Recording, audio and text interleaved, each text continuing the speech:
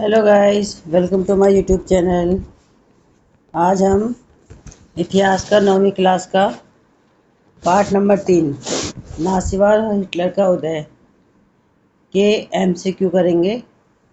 इससे पहले मैं पार्ट नंबर 3 की समरी पूरा अपलोड कर चुकी हूँ। जिन बच्चों ने नहीं देखा है उसको देख लीजिए। ठीक है, चलिए स्टार्ट करते हैं। निम्न में से कौन सा देश ध्रुवीय शक्ति समूह का देश है?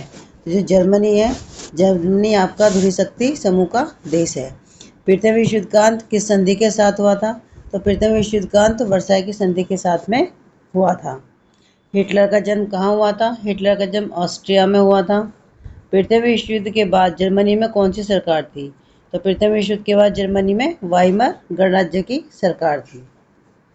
नीचे दिए गए देश का वर्णन करने वाले सही विकल्प की पहचान करें। देश ने प्रथम विश्व युद्ध 1914 से 1918 ऑस्ट्रिया साम्राज्य के साथ और मित्र राष्ट्रों के खिलाफ लड़ा था। देश ने एक नरसंहार युद्ध छेड़ा था। प्रथम विश्व युद्ध में देश को हार का सामना करना पड़ा था। तो ये कौन से देश के बारे में बात हो रही है? तो ये बात हो रही है जर्मनी के बारे में। नेक्स्ट, 1923 में जब जर्मनी ने युद्ध की क्षतिपूर्ति देने से इनकार कर दिया तो जर्मनी में फ्रांसीसियों ने स्थान पर कब्जा कर लिया था। तो वो कौन सा स्थान था जिस पर जर्मनी में फ्रांसीसियों ने कब्जा कर लिया था? तो वो स्थान था आपका रूर प्रदेश। ठीक है। नेक्स्ट, निम्नलिखित में से कौन सा विकल्प संभावित उपायों का प्रतिनिधित्व करता है जिसे 1932 के वर्ष में जर्मनी में सर्वहाराकरण के डराने के लिए किया जा सकता है? औद्योगिक उत्पादन 1929 के स्तर के 40% तक कम हो गया था। बेरोजगारों की संख्या अभूतपूर्व 6 मिलियन तक पहुंच गई थी। बड़े कारोबारी ने खूब मुनाफा कमाया और कृषि कीमतों में तेज गिरावट से किसानों का बड़ा जनसमूह प्रभावित हुआ। तो इसका आंसर है फर्स्ट, थर्ड और पहला, दूसरा और चौथा। ये इसका सही आंसर है। अमेरिकियों ने हस्तक्षेप किया और जर्मनी को डैश लागू करने के संकट से उबारा, जिसने जर्मनी पर वित्तीय बोझ को कम करने के लिए क्षतिपूर्ति की शर्तों पर फिर से काम किया। तो वो कौन सी योजना थी? वो थी आपकी दाउस योजना। ठीक है, जिसमें जर्मनी को दोबारा से वित्तीय क्षतिपूर्ति की शर्तें जो थी उसको फिर से उसको लागू किया गया था।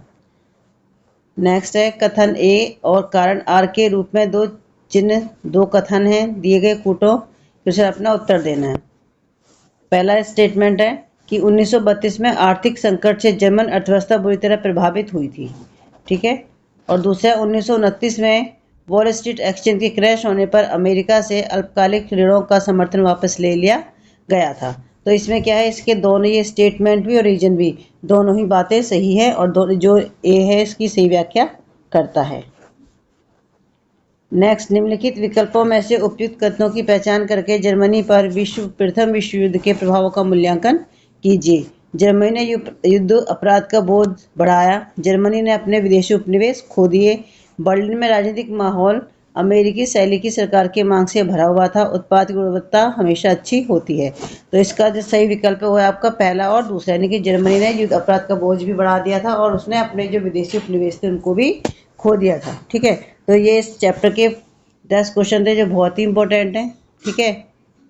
और फिर से एक बार बता दूं कि इसका हम पूरी व्याख्या इस चैप्टर की कर चुके हैं। जो इन बच्चों ने नहीं देखा है इसकी व्याख्या 2 पार्ट में, पार्ट नंबर 1 और पार्ट नंबर 2। जिन बच्चों ने नहीं देखा है वो प्लीज़ उसको देख लीजिए, तो आपको बहुत अच्छे से समझ में आ जाएगा। और इस तरह के क्वेश्चन आपके सभी एग्जाम में आते हैं। जितने भी एग्जाम होते हैं वो आपके सभी में ये इम्पोर्टेंट है। ठीक है। प्लीज़ मेरे चैनल को लाइक और सब्सक्राइब करना ना भूलें।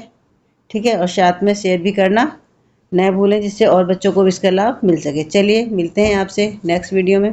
Thank you.